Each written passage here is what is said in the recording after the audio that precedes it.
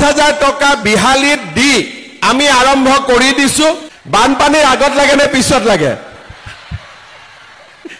আপোনালোকক বিহালীত জেনেকে পালে তিনিখন মিটিং হ'ব এখন ধেমাজিত এখন আমাৰ শিলাপথাৰত এখন আমাৰ জুনাইত আৰু এই তিনিখন মিটিং কৰি মে মাহ নহলেও জুন মাহৰ ভিতৰত আপোনালোকক 10,000 টকাটো মই ক্লিয়াৰ কৰি দিম হৰ কাম হৈ গল চিন্তা কৰিব নালাগে 10,000 টকাটো আপোনালোকে পাই যাব কিন্তু 10,000 টকাটো শেষ নহয় বিহালীত যেতিয়া মই 10,000 টকাটো আই মাতৃসকলক দিছিলো এগৰাকী আই মাতৃ খুদিলো মোক ফটো তুলি আছিলে মাজনী আই মাতৃ ফটোটো নুঠিলে তেতিয়া মই কলো কি মোবাইলটো বেয়া নেকি বলে মামা মোবাইলটো বেয়া 10,000 টকাটো আজি লম নহয় নতুন মোবাইল এটা কিনিম এতিয়া কথাটো হল মোবাইল কিনিব নালাগে ঠিক আছে ভগৱানে যদি কেতিয়াবা মোক শক্তি দিয়ে আপোনালোকক মই চৰকাৰৰ পৰা ফ্ৰী মোবাইল এটা দি দিম কেতিয়াবালৈকে এতিয়াই কোৱা নাই লাহেকৈ কিন্তু এতিয়া পুলিচৰ ইন্টাৰভিউ চলি আছে নৱেম্বৰত আৰু পোষ্ট ওলাব তাৰ মানে আজি আমাৰ অসমত লৰা ছোৱালীয়ে আশা কৰিব পাৰে যে মই যদি পঢ়া শুনা কৰো অন্তত মোৰ ভৱিষ্যত আছে আপোনাৰ কৰ্ণাটক অন্ধ্ৰ প্ৰদেশত যাব নালাগে সকলোৰে ঘৰৰ লৰা মই অসমলৈ উভতাই লৈ আহিব পাৰিম এই বিশ্বাস মোৰ আছে শ্ৰদ্ধা ৰাইজ 7,000 টকাৰ কাৰণে আমাৰ লৰা ছোৱালী সিকিউৰিটি কৰিবৰ কাৰণে অন্ধ্ৰ প্ৰদেশত যায় কৰ্ণাটকত যায় যদি কোনোবা লৰাৰ মৃত্যু হয় মৃতদেহটো ঘূৰি আহিব নোৱাৰে 1 লাখ টকা পাবৰ কাৰণে চাকৰিত যাওক এতিয়া আমিয়ে চিন্তা কৰিছো লৰা ছোৱালীক জাপানত পঠাবৰ বাবে জাপানী ভাষা আমি শিকাম জাপানত 2 লাখ টকা মাহত দৰমহা পাব তাত যাওক কিন্তু 7,000 টকাৰ কাৰণে চাকৰি কৰিব গলে ঘৰত মাক বাপেককে পইচা দিব নে হিয়ে ভাল কৰি খাব পাৰিব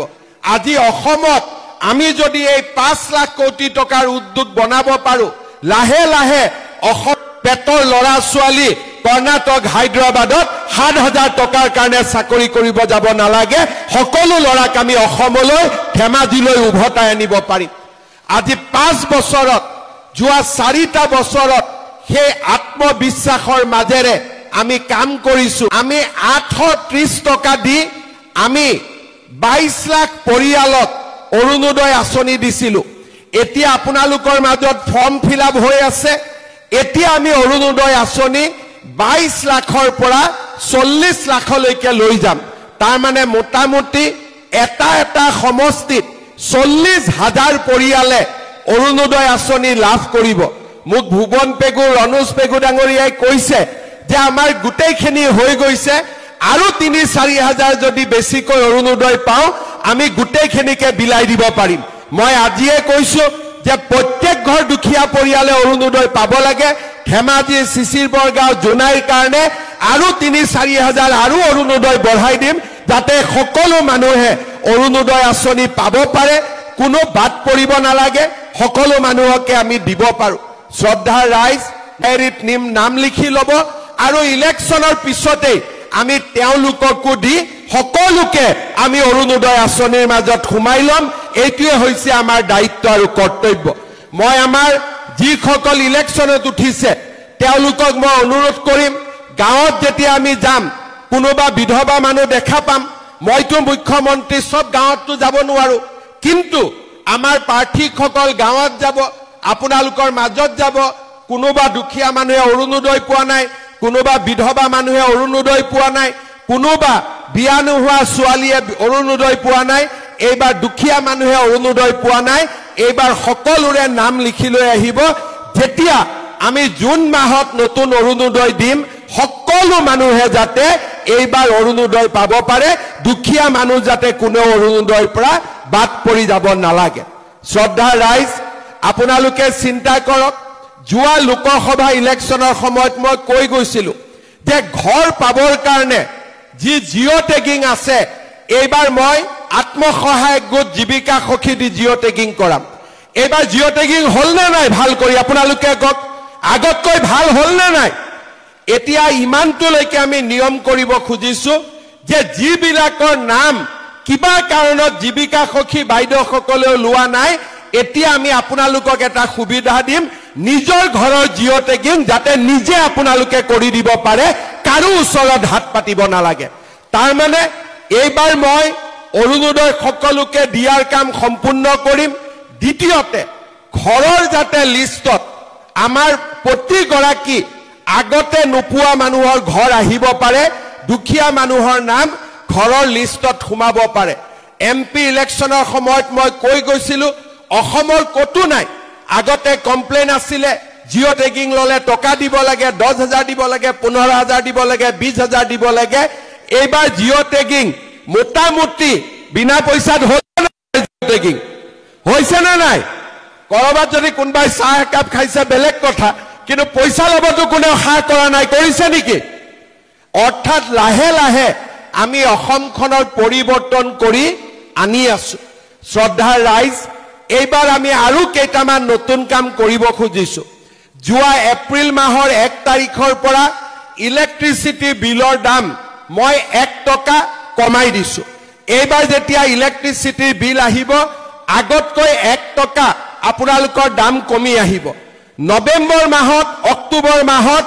যদি ভগৱানে মোক সহায় কৰে মোৰ মনত ইচ্ছা আছে ইলেক্ট্ৰিচিটিৰ দাম আৰু 1 টকা কমাই দিবৰ কাৰণে যাতে দুখীয়া মানুহে ইলেক্ট্ৰিচিটিৰ বিল দিয়াটো সহায় পাব পাৰে শ্ৰদ্ধাৰ ৰাইজ মহিলাসকলে মোক সোধে 10,000 টকাটো মামা কেতিয়া দিব এইটো এটা চিন্তা হৈ আছে হয় না নহয় আছে না নাই চিন্তা এতিয়া আপোনালোকে এইটো কথা মোক নুখুদিব 10,000 টকা বিহালীত দি আমি আৰম্ভ কৰি দিছো ভুৱন পেগু ৰণোজ পেগু প্ৰদান বৰুৱাই যিদিনাখনে দিন দিয়ে সেই দিনাখনে আহি মই ইয়াত দি থৈ যাম মোৰ কোনো আপত্তি নাই মোৰ ফালৰ পৰা এতিয়া সব ক্লিয়াৰ হৈ গৈছে বানপানীৰ আগত লাগে নে পিছত লাগে আপোনালোকক বিহালীত যেনেকে পালে তেনেকে ভুৱন পেগু ৰণোজ পেগু প্ৰদান বৰুৱাৰ লগত মই আলোচনা কৰিম তিনিখন মিটিং হ'ব এখন ধেমাজিত এখন আমাৰ শিলাপথাৰত এখন আমাৰ জুনাইত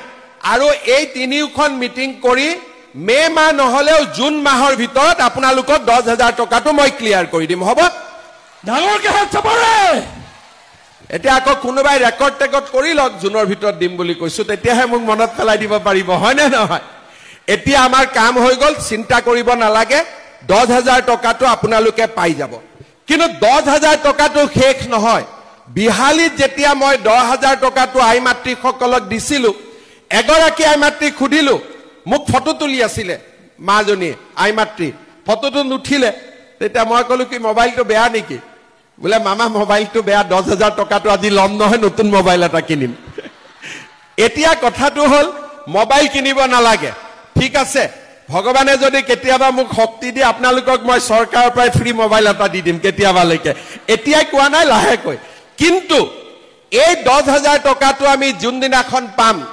কংগ্ৰেছৰ মানুহবিলাকে বিহালীত উলিয়াইছিলে যে মামা এনে কৈছে 10,000 নিদিয়ে মই 10,000 দি দিলো এবাৰ ইলেকশ্যনত কংগ্ৰেছে তাতে ইলেকশ্যনে নেখেলিলে সব বিজেপি আনকণ্টেষ্ট জিকি গল কাৰণ প্ৰচাৰ বেছি কৰি আছিলে মই নিদিও বুলি আৰু মই যি কওঁ আজিলৈকে প্ৰত্যেকটো কথা ৰাখি আহিছো নে নাই গতিকে এতিয়া আপোনালোকক মই এটা অনুৰোধ কৰিম 10,000টো পাবই 10,000টো কাৰণে মই একো কোৱা নাই কিন্তু 10,000ত মই শেষ নকৰো 10,000 যিসকলে ভাল কৰি খৰচ কৰিব মই আজি আপোনালোকক প্ৰতিশ্ৰুতি দিছো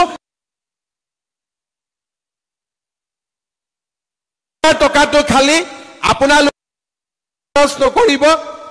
স্বামীৰ ব্যৱসায়ত খৰচ কৰক গাহৰি পালন কৰক গৰু পালন কৰক কিবা এটা উপাৰ্জনমূলক কামত খৰচ কৰিব 10,000 টকা এই বছৰ অহা বছৰ মই আপোনালোকক 25,000 তাৰ পিছৰ বছৰ আপোনালোকক মই 50,000 টকা দিম এইটো আপোনালোকে ভিডিঅ' ৰেকৰ্ডিং কৰি ৰাখি দিয়ক সেইটো দিম এতিয়া মই আৰু কেইটামান আঁচনি দিব খুজিছো আপোনালোকে জানি ভাল পাব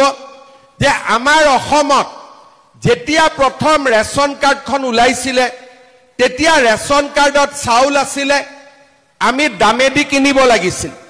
তাৰ পিছত আমাৰ ৰেচন কাৰ্ডত আমি বিনা পইচাত চাউল পালো এইবাৰৰ পৰা আমি নিয়ম কৰিলো যে যাৰ ৰেচন কাৰ্ড থাকিব